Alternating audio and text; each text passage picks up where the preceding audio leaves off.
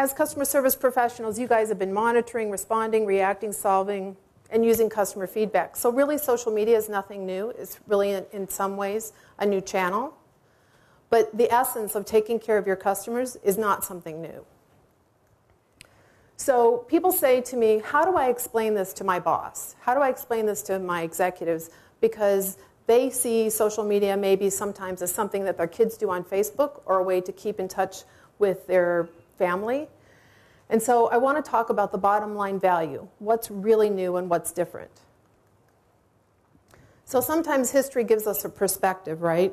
And so sometimes I like to look backwards, because in looking backwards, we can see the future. So how many of you know about the Dell Health story? Raise your hand.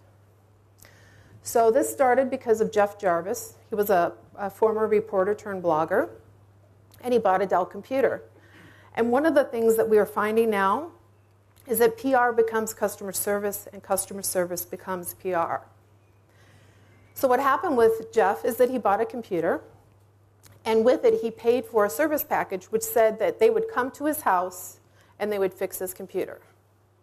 But when he called in to get the service, they said, oh, no, we can't really do that because we don't have the parts, so you need to send us your computer.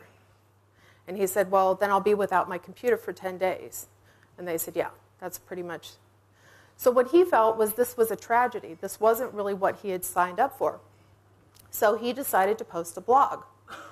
And in 2005, he kicked off probably the most important thing that's happened to us in customer service. What ended up happening is lots of people kind of saw this, and they were mad too, and so they all jumped on the bandwagon. And so the top hit in that day was Dell sucks, Dell lies. Put that in your Google and smoke it.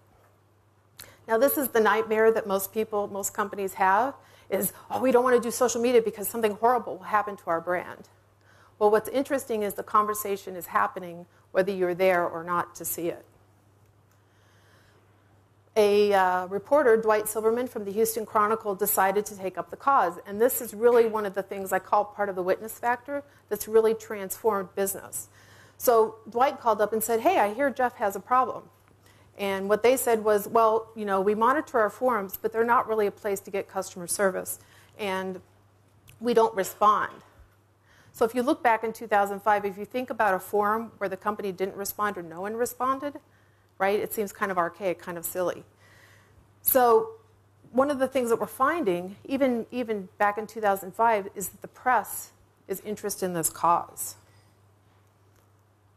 What it ended up leading to was a set of dedicated haters.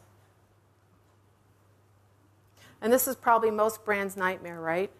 So something that starts in customer service now becomes a PR nightmare. Now, most of you who've been on the front line, you spent your whole life dealing with these crises, right? And you've been able to take them offline.